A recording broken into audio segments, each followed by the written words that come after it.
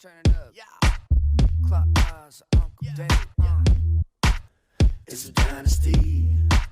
It's a dynasty. It's a dynasty. It's a dynasty. Hey, let's talk what moves to do, who to trade for who. Get your fantasy stats and the place to boot. Get the plans for the draft and the major clues. With the home Sean, Joey, and Andrew. Dan Dude's got the hot takes. Every stop place, not base, plot cases. Man, hit the streams of fate. Talking teams and plays. But let's get to the show, man. See you later. All right. Welcome to our first ever episode of Dynasty Football Digest. Formerly the F3 Pod, we are now officially rebranded. I'm here with my co-host Joey. You can find me on Twitter at JoeyTheToothIDP. And Andrew. Hey, formerly at DubsFans02, but now you can find me at BiddyCent FF. And to celebrate the rebranding, we have a special guest today that's going to do the whole show with us. We're here with Jesse Reeves. Jesse, how you doing today? Doing good. Do I drop my Twitter at now, or do we just wait till later? I mean, you can do it really however you want.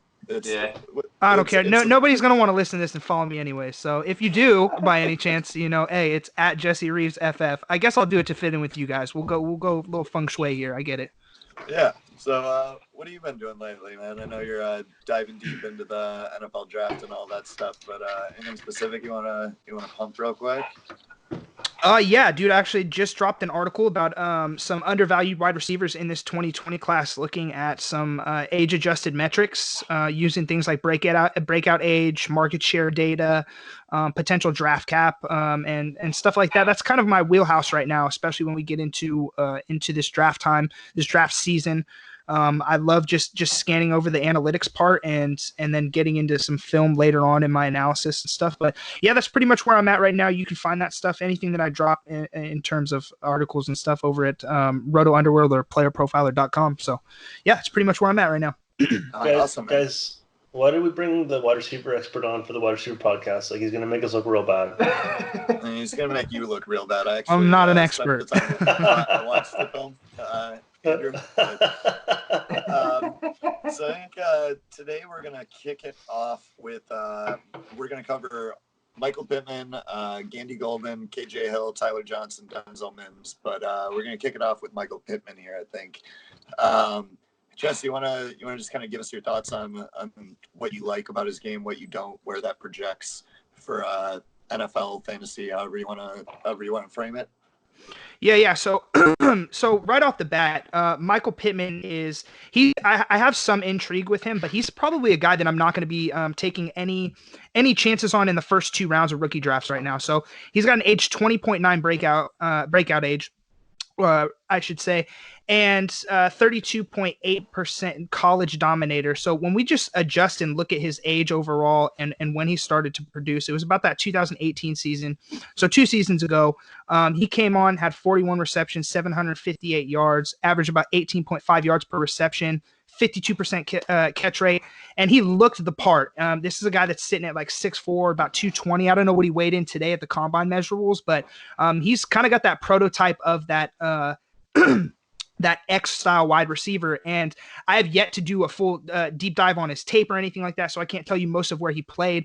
But what I can tell you is over the previous 2 seasons, he definitely did produce. But it is a little bit later than we'd like to see for wide receivers. Generally, we look for that age 18, age 19 breakout, but there's not too much of a drop-off in production in hit rates when we do look at it from age 19 to 20, depending on where he's drafted. So I'm not sure about the buzz that's going on about him and his draft capital. I know that he's somebody that is getting a lot of looks in the industry right now. People are starting, well, I shouldn't say starting, but have been intrigued by him throughout the process. So he's a guy that I'm definitely going to be watching where he goes. I think draft capital is going to be very telling for what we can do for him in rookie drafts, and then even like redraft going into next season and stuff. But I would say overall a solid prospect, somebody that I'm definitely excited to learn a little bit more about throughout this week and combine and measurables and stuff. So I think the interesting thing here with the draft capital standpoint is that we've been getting a lot of reports that teams have anywhere from 20 to 25 wide receivers graded in the first 3 rounds, which is kind of wild. And for me, like, anything in the first 3 rounds is like serviceable draft capital. Like, I think once you get out of day 2, then that's where things really start to fall apart. But like round 3 is still pretty solid. And if like, I don't think watching the film, there's any way you look at him and you think that he's not one of the top 25 wide receivers in this class. Yeah. So to me, like, the draft capital doesn't matter as much. My actual wide receiver model didn't really like him that much, which is definitely something that's going to drop him down in my rankings overall. But from a tape standpoint, really physical at all levels in his routes, at the catch point, after the catch. Everything about his game is physical. He's a great blocker. High points really well. I like his ability after the catch a little more than I thought I would, given his size profile. You don't generally see somebody of his size that really is like pretty good after the catch. He has really good hands, and I think he runs really solid routes. I think I'd like to see him use his frame a little bit better. I think that he gets by a little bit more with his hands and his physicality than actually like positioning his frame properly. And I think the bigger concern is I don't see him doing very well releasing from the press at the line of scrimmage. And that's kind of a death blow to a player that you basically need to play on the outside. So I think he has to get better at that. And I do think he has the size and physical profile to improve in that area. So that's definitely like encouraging. I think he is probably just an average athlete. There's sometimes when it looks like, okay, maybe he's a good athlete, but like most of the time I kind of just expect him to test out like an average athlete. And it kind of shows up in his tape where he doesn't do a great job of separating, despite the fact that I think he's a pretty good route runner. And lack of separation is a problem. So basically for me, like, I'm not comparing him to this player, but a player that had some of these same issues and the same type of profile that succeeded in the NFL has been Michael Thomas. So like, there is a path to success here. I just think that there definitely are a couple of red flags there, given the production, the age metrics, the lack of use of his frame at the catch point, and then the struggles with his releases at the line of scrimmage. Joey, I can see you agreeing with some of this. Yeah, so go ahead. the press at the line of scrimmage, definitely. He hasn't. I figured a guy of his strength and physicality. I mean, I figured he'd be better at beating the press.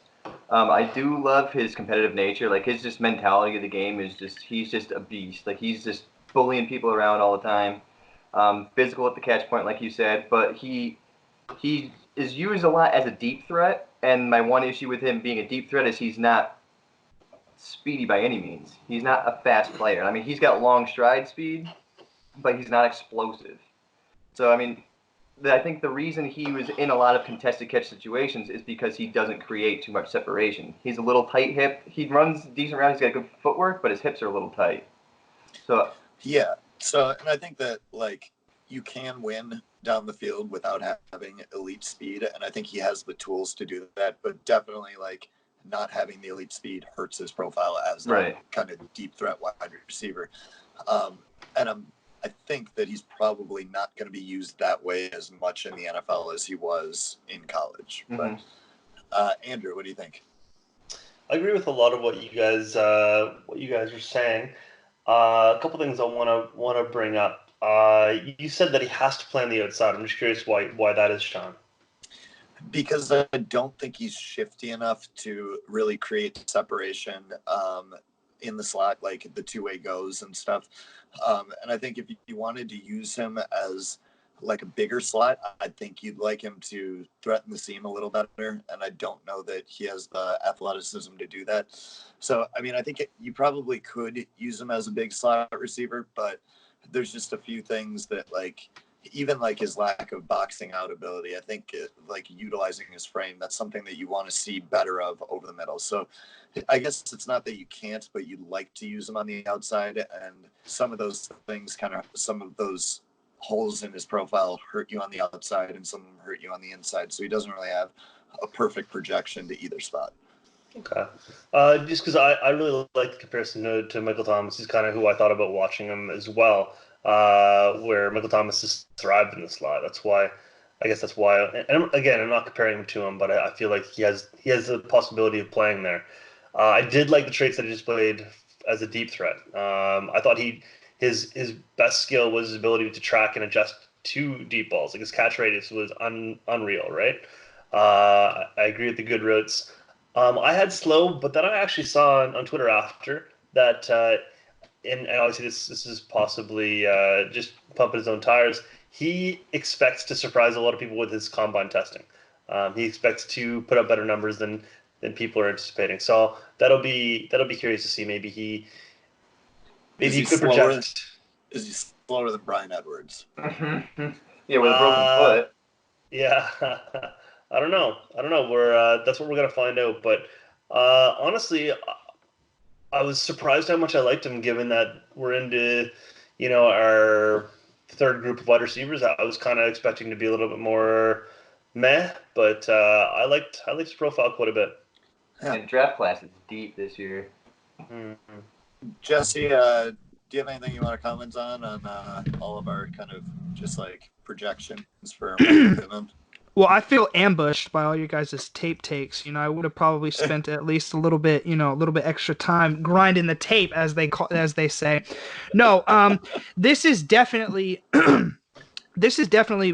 what I like to do, and one of the biggest reasons why I like to mix it up with plenty of the people in this industry is because I get to get a little bit less of just the black and white, and I can hear you three and then us four kind of come together and talk about like what you guys see.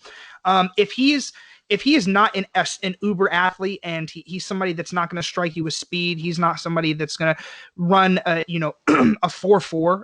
I definitely don't think he's going to be in that discussion. As long as he's not running anywhere between in like the 4.7s, like the 4.6s, the mid 4.6s, I'm perfectly fine with probably drawing as much from his analytical profile and saying that it's not that he can't do it. He definitely did. I know there were some injuries at USC, especially to JT Daniels this past season. Did not, and he inarguably had his best career year at USC this past season. 136 targets. He had a 74% catch rate, over 1,200 yards, and 11 receiving touchdowns. He went absolutely bonkers. Previous year too. He had a really good season in terms of what we identify as his breakout. So it's not that he can't, it's just what the numbers kind of tell us. They tell us that he's a middle of the pack kind of guy. And then when I hear you guys kind of talk about, some of his discrepancies on tape, not an uber athlete, not super fluid in the hips, not being able to transition well in his route tree, in his route stems, kind of being more limited to that outside role. If teams really latch onto that, and if they feel anywhere similar to what you guys are saying, that he's going to be best suited in that one-dimensional kind of role. I mean, it worked out for DK Metcalf in Seattle. We all saw what he did this year. Phenomenal athlete, but Michael Pittman is not going to be anywhere near that type of athlete. No. So he's going to be one-dimensional, a little bit less of an athlete, and he's going to come in with an average analytical profile. To me, that I don't pump the brakes. I just know where to drop him in the bucket now, and he is just going to be in that tier 4, tier 5 kind of guys for me. Guy that presents upside, probably never going to reach that wide receiver 1 status, but will likely be in a low end wide receiver 2, fringe wide receiver 3 guy on a team that he enters. And I'm perfectly fine with that, as long as we know and we can contextualize the fact that he's going to be dropped in that bucket. So that's kind of where I land on a guy like Michael Pittman. Yeah, and it's something where, like, looking at the analytics and all this stuff in the tape, like, I'm making a conscious effort this year to basically tier out the guys where it's like, okay, these are the guys that have a strong analytical profile that I also really like their tape, and I'm going to try and draft from those pool of players and just kind of tier them by how much I like the film and how much I like the analytics. Yeah, and that's the way to do it. Incorporate everything if you can. Yep. So now we got Antonio Gandy-Golden. Which one of you guys has the strongest take on him? Any of you guys really like him? Not really. Okay, I'm going to go for it then. I didn't like him at all, really. Okay. And, like, people, he's getting the Calvin Johnson comparison. And so for me, like, there's no, first of all, it's a dumb comparison, obviously. Like, everyone should be able to recognize that immediately. But for me, he's a big-bodied receiver. that has really good hands, good size, good frame, great high pointing the ball, right? He's also pretty good after the catch. He's physical after the catch. Problem is for me, I don't think he runs good routes. He doesn't release well at the line of scrimmage, and he's not a very good athlete, I don't think. Like, I would be very surprised if he tested well. So to me, I don't know where that goes in the NFL draft. I don't, like, especially in a deep class like this and coming from a small school, I don't know where that's going to go. And watching the one-on-ones from the Senior Bowl, he just got the shit kicked out of him in press coverage. Like, it got ugly. And I just, seeing that at the Senior Bowl where the corners were definitely overmatched by the wide receivers, I kind of just wonder if he just beat up on lower level competition, especially because, like, when you look at the traits that he displayed on film, they weren't all that impressive. And it just kind of seemed like he might just be one of those guys that the draft community likes more than the NFL, or he goes in there and he just busts. Because we've seen a lot in previous years, guys like Sidney Cobbs that a lot of the draft community really likes, and then the NFL just never cares about them because they only do that one thing well. They do the jump balls well, and then you don't really, like, it's, if that's all you're going to do well, you have to be exceptional at it. And I don't know that he's that much better at it than, like, T. Higgins or Michael Pittman or Denzel Mims that we're going to talk about later. So I just kind of struggle to see where he separates himself from those guys and how he gets used in the NFL. So is he this year's Emmanuel Hall?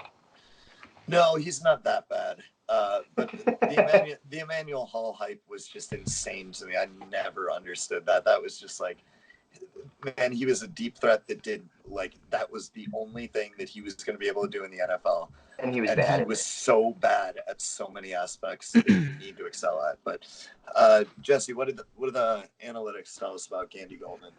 Yeah, so I would probably venture to say he's probably more geared towards this year's Keelan Doss or an Ashton Doolin. Kind of guys that really, really pop on the analytics chart, have a young breakout age, even though a lot of people don't have it logged. You have to go back into, like, the archives of Liberty's overall game logs and everything, but we can see he broke out at age 19, not age 20, like most data sets will tell you. But for the most part, he's a guy that really, really pops analytically. He has a 39.1% dominator rating, never had a season of receiving yards market share under 30%, which is probably the stickiest metric we have, individual metric we have when we're looking at a wide receiver, is how much receiving yards that these guys are garnering in their situation. And I think the big thing to go on with small school guys like this, like Sean mentioned, when AGG went to the Senior Bowl, he kind of disappeared. He had, like, a couple good practices. He kind of flashed a little bit, but when it came to team practices and the game, he just really disappeared against upper level competition. Now, what some of these age adjusted metrics tell us is that the wide receiver performed in their situation. So he regardless of the competition he faced on the other side of the ball, he was facing competition on his own side of on his own offense as well. So that's one of the perspectives that I like to give a lot of people, is they think competition on the other side of the ball is relevant. Well, the competition that you're facing, that you're playing with, is equally as relevant as the competition you're facing on the defensive side of the ball. So not only did he dominate against other is, I think is Liberty D1 or is it D2? I can't remember. I think it's D2. I think it might be D1. Either way. Definitely not a Power 5. Definitely not going against Ohio State corners or anything like that. But he was still able to dominate on both sides of the ball. When Liberty was throwing the ball, they were literally only throwing to him. It was nobody else that was even going to touch his production. Now, when we look at that, we love to see that he dominated his own team's share of productions, receptions, everything. That's absolutely fantastic. But the bottom line is, unfortunately, NFL teams don't care, because that Liberty, the name on the helmet, I know a lot of scouts in the industry, grade the name on the back of the jersey, not the helmet. You can throw that you can throw that stuff out the window, because realistically, teams are not grabbing these guys that come from Liberty and expecting them to go into a situation and perform against high level competition, Power 5 school DBs, or in professional schemes. And that's where we see the big downfall for guys like Antonio Gandy-Golden is they are not drafted high. And that's the main predictor that we have, that we see in analytics, is draft capital garners is a precursor for very early opportunity. The fact is that Antonio Gandy-Golden is not going to go in the first 3 rounds. If he goes in the first 3 rounds, maybe somewhere middle or the end of round 3, I'm probably very ecstatic. And he's a guy that I'd probably be looking to get a piece of, but that doesn't come with a lot of upside. So for me, when I look at a small school guy like that, I'm always questioning the draft capital, because if he goes after day 2, write him off. You're not spending any draft capital in rookie drafts. You're not looking to acquire him on your teams, because he's not going to be relevant, unfortunately. He's going to have very little chance to get on the team and perform with the wide receiver ones in an offense. He's going to have very little chance. And it's unfortunate, because I do think he's good. I do think he came in today at 6'4", 223, 77 wingspan. He's got the height, he's got the weight, and he's got the tangibles that you want from a good wide receiver. And he's put it all on the stat sheet. He's put it on tape. He has miles of production, but teams are going to dismiss that, and unfortunately, we have to account for that too. Mm-hmm. Yeah. Either you guys, do we miss anything on Gandy-Golden? You mentioned you didn't like his release of the line. Especially I think it was the game against Syracuse, where it was actually one of the Power 5 conference teams. I felt like he actually had great footwork at the line, and he was beating press coverage, but like you said, he did get washed outside a little bit, but he was able to beat the corner, not get the hands on him, and he was actually able to make a move after that. I don't know. He had a couple of nice inside moves. Did you that was you watch the best the game I one-on-ones? saw. Did you watch the one-on-ones from the Senior Bowl? I didn't. There's a cut up on YouTube of all his one-on-one reps at the Senior Bowl, and they're bad. It's really not pretty. Yeah, it wasn't very pretty. The game at Syracuse I saw was good. So coming in to watch, all I remembered was hearing some negatives about him from the Senior Bowl, and I couldn't remember if it was the one-on-ones or if it was the actual game itself. But what I remembered hearing was that he had all sorts of drops. But then on the tape, his hands were unbelievable. Yeah, I didn't. Yeah, I didn't see many drops in the one-on-ones. I know it was Courtney Davis, I think, was struggling with drops at the Senior Bowl, but I didn't see that from Gandy-Golden. I just saw that he couldn't separate, and he was getting beat up on a little bit in his releases. Maybe that's what it was. So anyway, I obviously came in with a little bit of a preconception of what to expect, and I was pleasantly surprised. I liked him more than I expected to, but my ultimate takeaway is that he's not refined enough to make up for his lack of physical tools. See, I think physical tools he's got. It's athletic tools that he's missing. But sure, right. He's big. He's just not fast enough to make up for his lack of refinement. Yeah. All right, we're gonna take a short break, and we'll be back to talk KJ Hill and Tyler Johnson.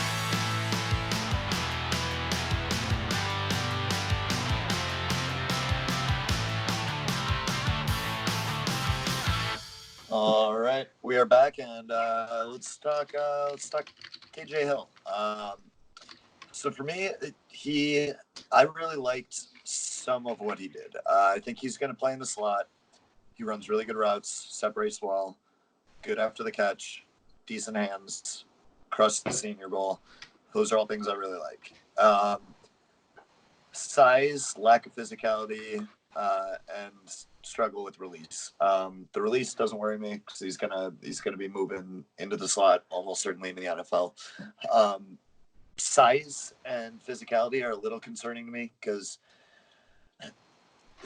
it's not that you need to be big to play in the slot. Obviously, like there's tons of shifty guys that play in the slot, but you like to see physicality there, like the ability to excel in contested catch situations, box people out, tough through the catch point, that stuff.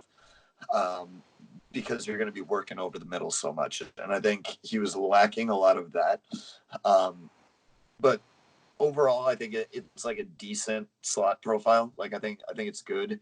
And I think he's a technician. The question is how valuable something like that is to the NFL and how valuable that is to fantasy. Because like even your like excellent slot wide receivers in the NFL, like Jamison Crowder, Cole Beasley, that stuff, they kind of like max out right around like wide receiver 3.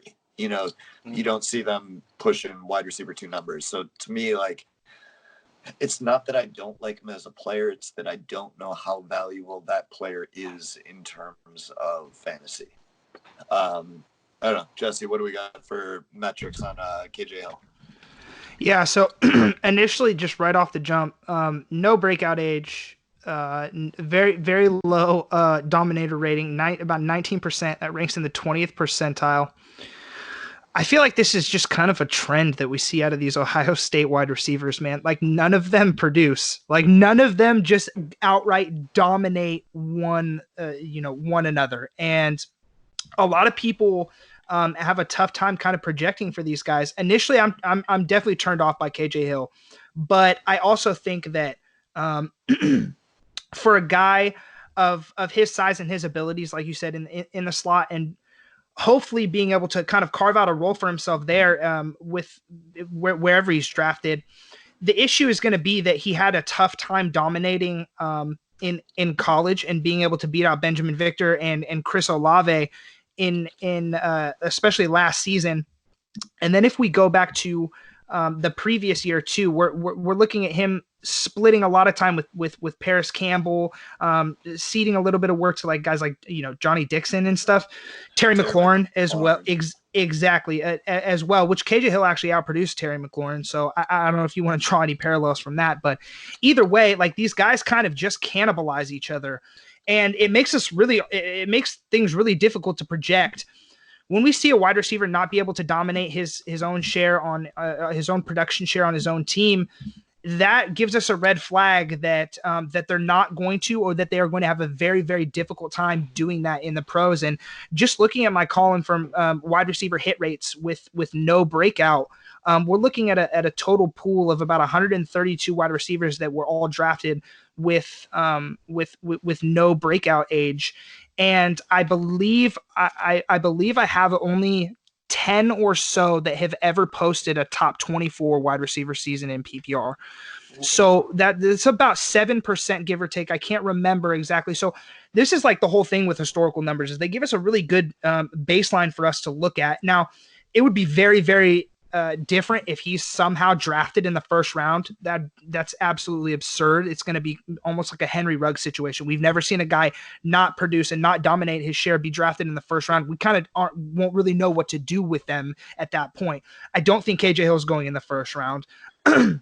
I don't see him being able to go in the first round. From what I gather from him, he's probably a 4th or 5th round guy. This class is really, really deep. I don't know where he's going to land, but what I do know is that whatever situation he does land in, if they already have a 1 and a 2, even if they don't have a solidified 2, he's going to his ceiling is going to be very capped in terms of fantasy and just overall production in football. He wasn't able to do it in college, so I'm hard pressed to say that it's going to be very, very difficult for him to do it in the NFL. But we did see Terry McLaurin kind of come out. We're waiting for Paris Campbell. I know he had injuries last season. Went through right before the season started a quarterback change. Overall, I just know there's definitely a path to success for these guys, but the conditions have to be very, very good for them to be able to succeed. And that's kind of where I land with him right now. But I do think there's always context to be had. There's always, we can always draw a better picture when we look at a little bit of the film and we see where he might thrive in terms of his tangibles on the field and what he does. But right now, he's a guy that I'm just kind of off. Yeah. And I think the thing was with Terry McLaurin, his upside was just so much higher than KJ Hill, because Terry McLaurin threatened as a deep threat, a red zone threat, and had the route running skills to run all the intermediate stuff. So like he could play inside or outside. He could do everything. So with a situation like that, you look at it and it's like, okay, there are several paths to success for this player. Whereas KJ Hill, you're going to be a slot receiver. That can't make contested catches. You're going to be one of these smaller slot receivers, and that in itself is not that valuable to fantasy. And on top of that, then you have the low metrics. And so you kind of just like look at it and you're like, yeah, he might be a good NFL player, but he's not going to be a good fantasy player, just in my opinion. But one thing do you I guys have did like anything to from add? him, though, Yeah. yeah, I do want to he- mention one more thing, actually, because this is kind of intriguing to me. When we look at, because a lot of people are going to, look at Terry McLaurin and be like, oh, this is, we have to track guys on the field and we have to be able to call out their tangibles physically and on the field and in the tape and everything. But when we look at the guys who he's playing with, Paul Richardson, Kelvin Harmon, Trey Quinn is the only kind of like puzzling there. Trey Quinn has a phenomenal profile. I believe he has an age 19 breakout. He should have come in and absolutely dominated. Terry McLaurin, I think Terry McLaurin definitely filled a gap that Washington didn't have and that they wanted to exploit, which was his speed. And they used early draft capital on him. And he came in as the wide receiver with the earliest draft capital in that entire Washington wide receiver room. And that's where it's like, it's hard because it's like, I want to be able to say, yeah, KJ Hill can definitely do it. But the chances of him going to a conducive situation where he's going to outright walk in there and be the best one and have the highest draft capital spent on him and be able to garner that early opportunity to showcase his skill set, it's slim to none. And Terry McLaurin just so happened to be able to be one of those wide receivers that walked into a situation where there was really nobody else for him to fight, for targets for. I mean, we're talking Vernon Davis was out. Jordan Reed, he dealt with injuries all season. Like there was literally nobody else except for Terry McLaurin. So draw caution when we look at a guy like Terry McLaurin, because I think that's a very cautionary tale when we look at that. And if KJ Hill somehow walks into a situation where he only has to deal with one wide receiver, or maybe he is that guy when he walks in and a team just loves him and spends that second round draft capital on him, then we can talk. But Terry McLaurin, that is not very often that we see wide receivers with the analytical profile that he has be able to do what he did. He would have to go to Oakland.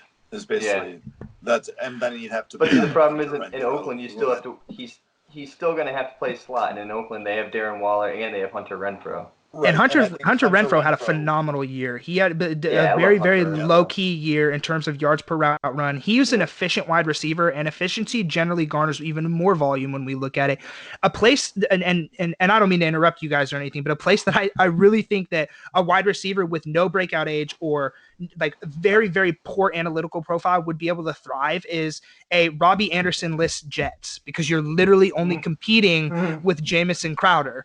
That's it. You're literally only competing with Jamison Crowder, and he's going to be a target hog. Don't get me wrong, but you literally only have to do that. And if you're a deep threat like a guy like KJ Hill or a Henry Ruggs or something, that's the best case scenario to where we can probably see usable fantasy weeks for a guy with the analytical profile that a KJ Hill or a Henry Ruggs or somebody like that has. But yeah, I could see him really. I could actually see him fitting in well with San Francisco.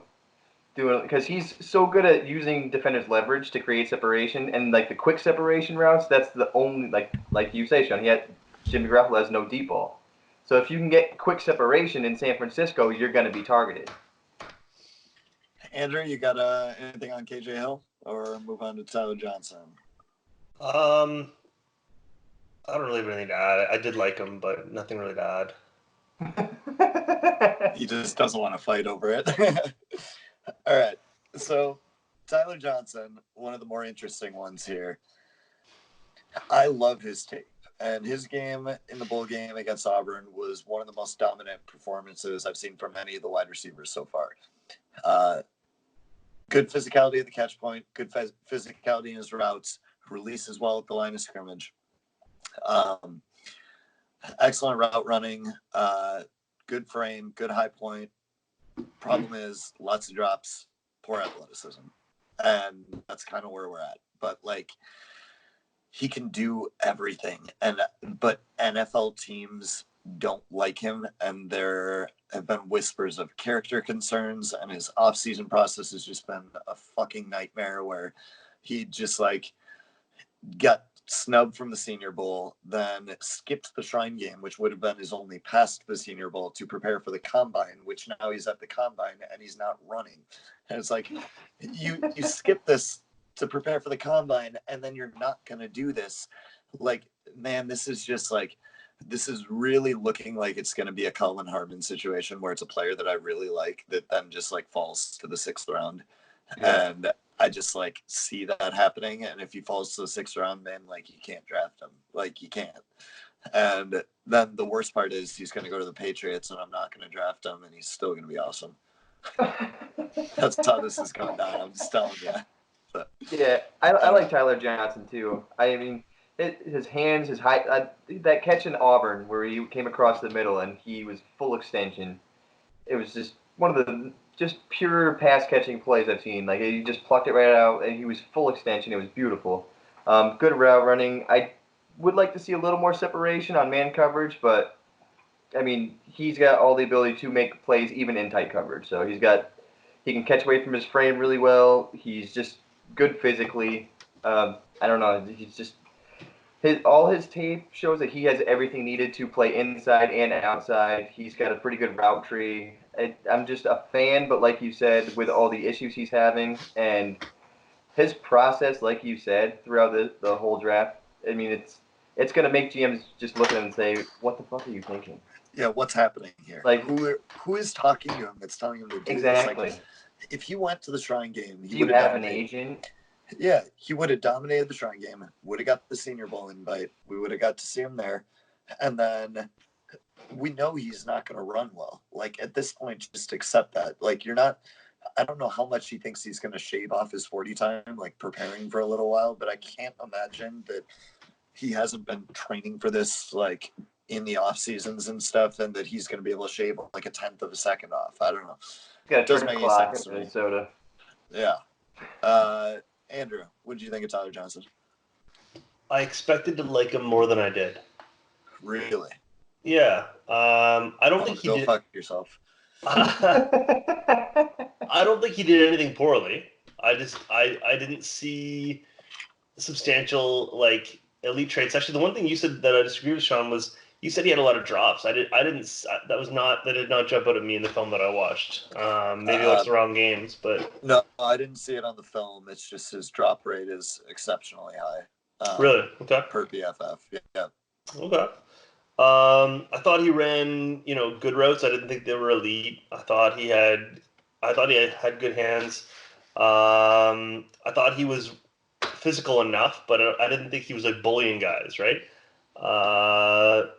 Again, to go along with like the routes and his physical attributes, like he created separation, but he wasn't creating like the kind of windows you expect to see in college, right? Because those windows get tighter in the NFL, right? So you want to see slightly bigger windows in college.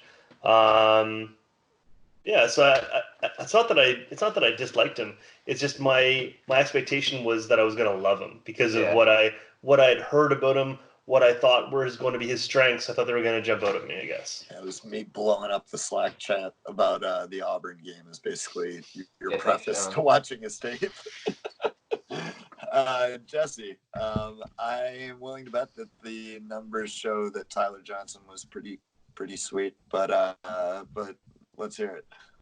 Yeah, he's probably the most stable guy when we look at the age adjusted numbers. I mean, you were talking about age 19. He accounted for 77% of Minnesota's overall touchdowns that year, and that's because they only threw 9, and he accounted for 7 of them. He's just a ball hog. He's a guy that just has the opportunity comes his way, and he's also. I can rave about his numbers because realistically he's going to grade out as probably one of the highest wide receivers in this class when we look at age adjusted metrics, but he's also a guy that I think that is just extremely underrated on film. His athletic ability is good. I think he's well versed in knowing his assignment and being able to leverage himself and his physical tangibles. He's a fairly big wide receiver. I think he came in about 6'1", 200 something today. I can't remember, but he's not a small guy. He's very versatile. He's able to play inside, outside. One thing that really stood out to me on his film was his play strength. He plays every single play with just extreme competitive nature. And when you see him get one-on-one coverage, you just don't like you need to watch 6 when if he has one-on-one coverage, especially on the inside, and he's able to really stem himself and use his frame and his body and his ability to manipulate coverage. Watch out, because that dude, he even if a DB is stuck at his hip in traffic, it does not matter. He will catch the ball. He's very good in traffic. He has a very, very, very good very good mental processing and where he needs to be and how he needs to be for the most part. Another thing that really kind of stood out, as I mentioned, mental processing. From what I saw, he always has a way about knowing where he is on the field and being able to, again, leverage himself versus the coverages that he's seeing. I think I want to say 2018, we saw him used in a couple different ways down the field in the slot, but there were times where he was kind of misused, I would say, as kind of just a wide receiver screen dump off kind of guy. And that's just definitely not where you want to exploit a guy like Tyler Johnson's physical tangibles, I would say. But he excelled in doing it. He knew what was asked of him and why it was being asked of him. And he excelled in being able to find himself some space and use his frame. And he's not the speediest of guys either. He's definitely not going to burn you down the field or anything. But he knows he knows his route tree, and he knows his assignment more than anything. Play speed kind of popped out to me. So he is always being able to process where the play is going to go and being in the correct position. So that's one thing that kind of stood out to me. He doesn't always do incredibly well in play speed. There are lapses in judgment sometimes, and that's where I think that the drops come in and stuff. But for the most part, he's just a staple of being a guy that kind of you look for in, especially in the red zone. You know that if you get him open, that he is not going to have an overall horrible lapse, but I at least from what I saw in his play speed, which I consider to be like a combination of mental processing and overall athletic ability, which he excelled in more than anything. So those are kind of the traits that I look for: competitive toughness, play speed, play strength, mental processing, and athletic ability. Those are the things that kind of round out for me. And although I thought he was very good in some areas, I think that for the most part, he's just an underrated wide receiver. I don't see why people don't like him. What he does with consistency. I kind of call him, he's just a natural. He's just a wide receiver. You know what I'm saying? And I feel like that's just like, he does not have this absolute wow factor. He doesn't have these incredible splash plays, but what he does very well. He kind of reminds me of just like a Keenan Allen blue collar type worker, just a guy that's going to go out there and get it done. Whether you need 10 yards, whether you need 30 yards, if you pass on the ball, he's going to get it done. So that's kind of where I saw on tape. And then analytically, everything that I saw on tape just kind of is backed up by a number. I mean, he's just an absolute stud. And you're probably even more surprised when you look at his numbers and be like, Jesus, he did that? Like, how did he do 77% of the touchdowns? And then you look and you're like, wow, 40% of the overall receiving yards. Like, those are massive numbers. And you're like, but he's not that good, right? Like, he's not that good, but he is that good. And so there's just conflicting reports from scouts and other people. I think he's probably one of the more complete prospects in this entire class. I love him. The issue is going to be draft capital. If he's taken anywhere within the first 3 rounds, he's shown us that he can garner absolute dominance in any offense that he goes to. So as long as he's taken on day 1 or day 2, I'm perfectly fine pulling the trigger on him in any facet, and I would be very happy with that. Yeah. All right, we're gonna take a short break, and we'll be back to talk to Denzel.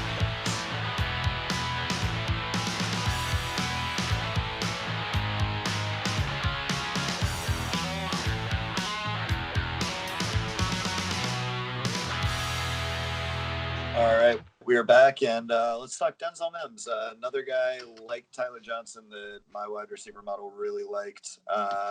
Great size, great leaping ability, great in contested catch situations, great at using leverage, stacking defenders, boxing people out, good routes, really strong after the catch, surprisingly so, and just an overall very physical wide receiver. People are saying that he's going to grade out as explosive. I can see that with the jumps. I didn't see the long speed on tape, but apparently he ran track. People think he's going to run pretty fast. That's something that surprises me a little bit just by watching his tape. I don't know that he's super explosive laterally, which is a little frustrating because he basically does everything else well. He's very complete at what he does. But I mean, this is somebody that I think is a sleeper to go in like round 2. I think it's somebody that like people are starting to come around on that. He just dominated the Senior Bowl. His tape is really good. His production's really good. And he has the upside to be like that prototypical wide receiver 1. Like, I'm not saying that that's what he ends up being, but like that's his ceiling. And like, you compare that to somebody like KJ Hill, and it's like, man, like KJ Hill doesn't have that upside. Like, that is never going to be KJ Hill. He will never have a top 12 season. Denzel Mims has the upside to do that. He may not make it there, but it's like in the range of outcomes. So I'm a big Denzel Mims fan. What do you guys think? I liked everything. You nailed everything there. I literally didn't really see much that I didn't like from him. There was only one thing that kind of jumped out to me, and it wasn't even like a huge issue, but there was a couple of games where I saw him. I don't know if it was a mental lapse or whatnot, but a couple of easy fumbles. He had 2 of them against Texas one game. I don't think he lost either of them, but they were just like, it was just simple. Somebody came from behind and just got a hand on the ball. And I think only one of those were him. The other one was a different wide receiver. It happened in the other Texas game as well when they played Texas again. Oh, okay. And he had another one, just somebody come up from behind, and it was just a hand on the ball, and he just lost it. I don't know. I don't think it's an issue for him, but it's just an awareness thing, I think.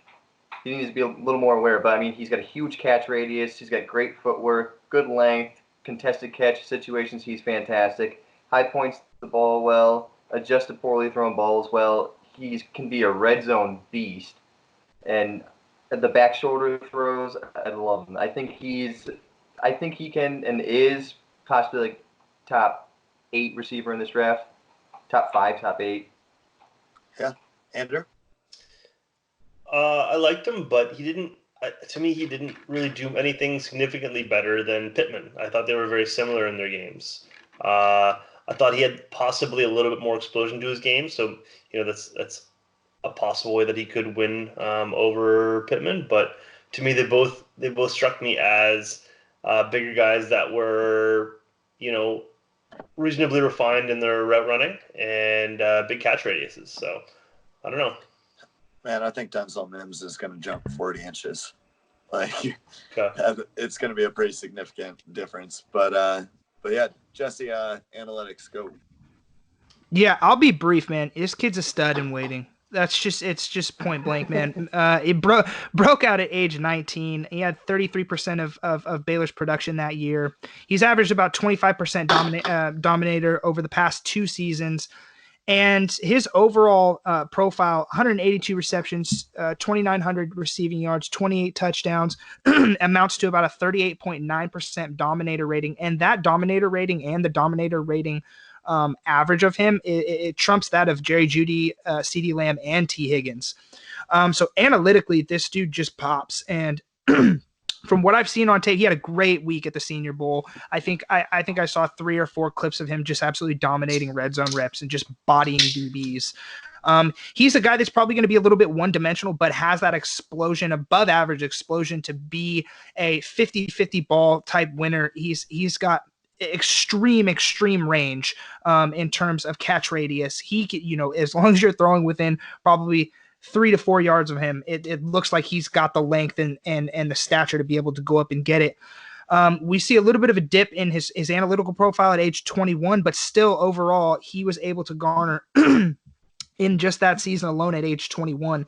He was still able to account for about 36% of the receiving touchdowns, 21% of the receiving yards. So that's where we see the biggest dip, and overall in his receptions in age 20, where we see that kind of dip in production. But then he just came back and spiked again in his 4th season. I would say that he's definitely an intriguing guy and somebody that I think it boosted his draft stock at the Senior Bowl. If he can test fairly well and show off that explosion and decent speed, 4.5s, mid 4.5s, I'm perfectly fine with it because that's where I'm gonna want my X receiver to be. I don't need him to blast off the line. I need him to be physical. I need him to be explosive, and I need to know that if I have any semblance of a cannon arm on my quarterback, that I want a guy like Denzel Mims.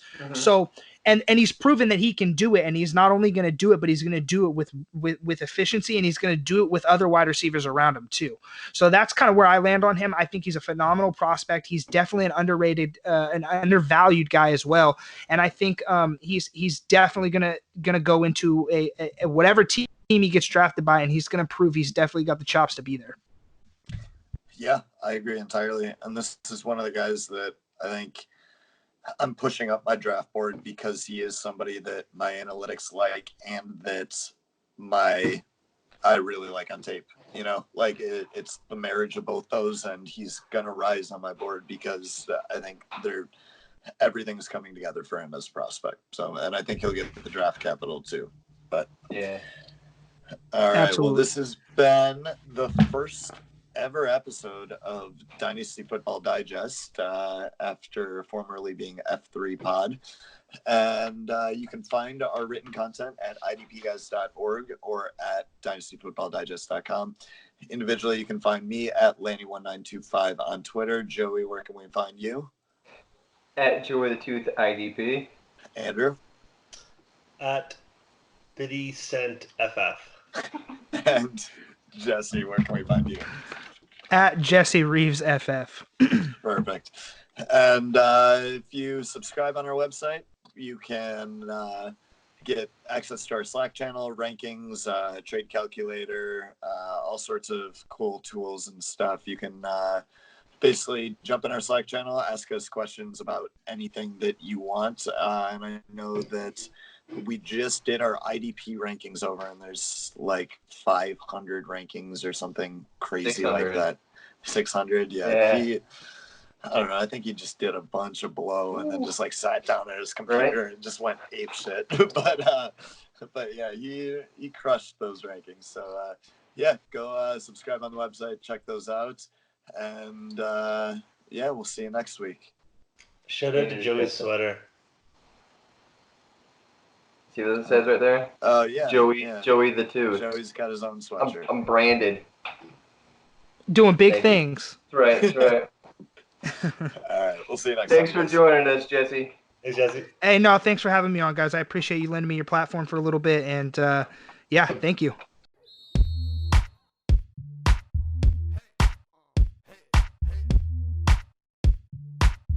Thanks for listening. Dynasty Football Digest. Make sure you hit that subscribe button. Nasty A, got you, homie. Good production right here. We the Digest Network. And my name's Clockwise Across. Shout out to Uncle David.